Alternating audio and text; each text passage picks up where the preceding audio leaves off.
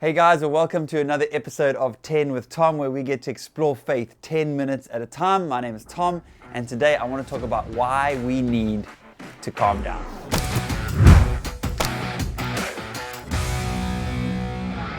In Ecclesiastes 3 verse 1, it says this: "There is a time for everything and a season for every activity under the heavens." Let's be honest. We live in a time of massive social upheaval.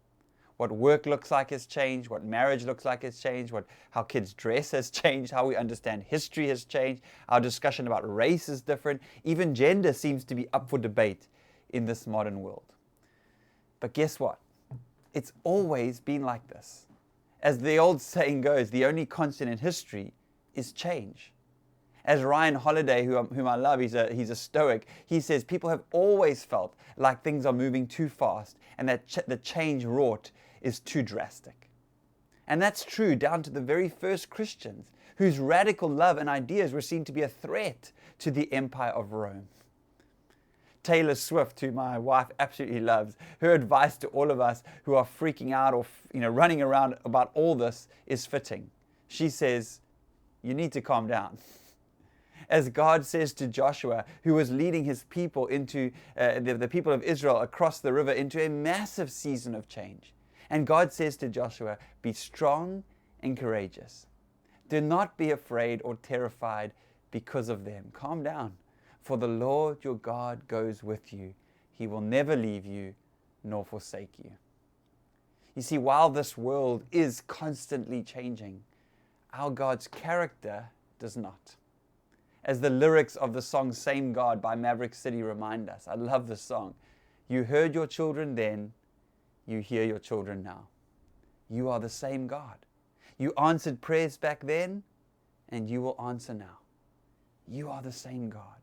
You were providing then, you are providing now. You are the same God. You moved in power then, God move in power now. You were a healer then, you're a healer now. You were a Savior then, you are a Savior now. You are the same God.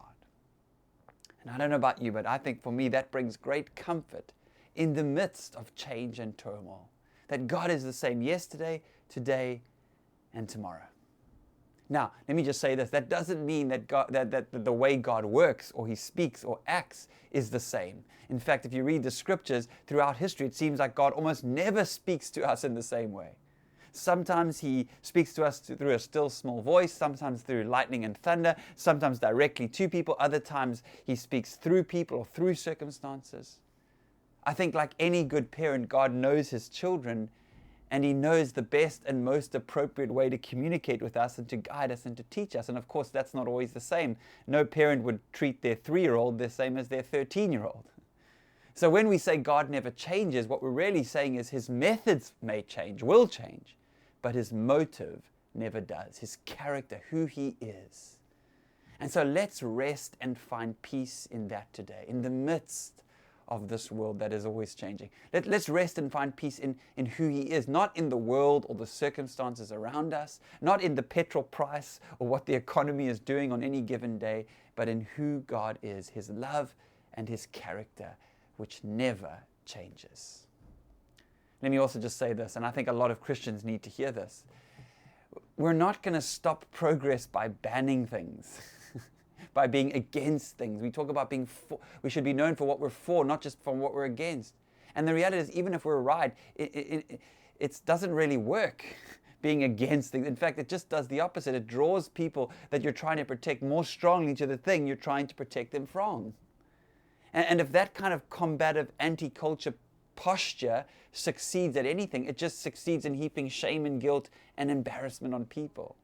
And I don't think it makes a great case for our Christian values, which are important and in which I firmly believe, but it doesn't make a great case to present those values or beliefs as so fragile that they need protection by any means necessary, including cruelty and control and power and tyranny.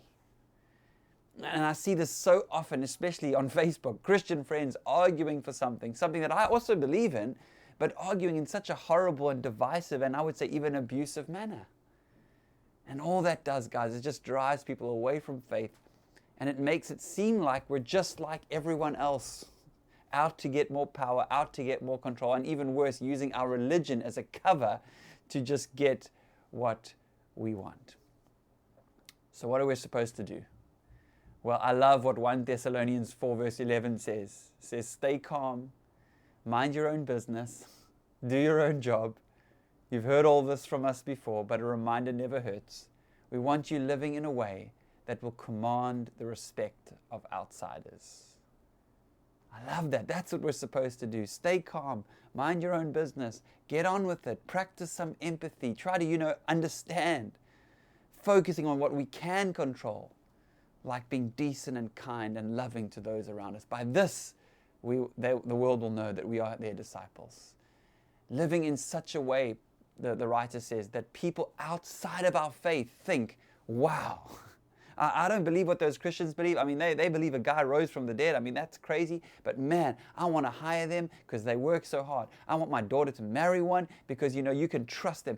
I want to work for one because they're just such great people. That's what we need to do.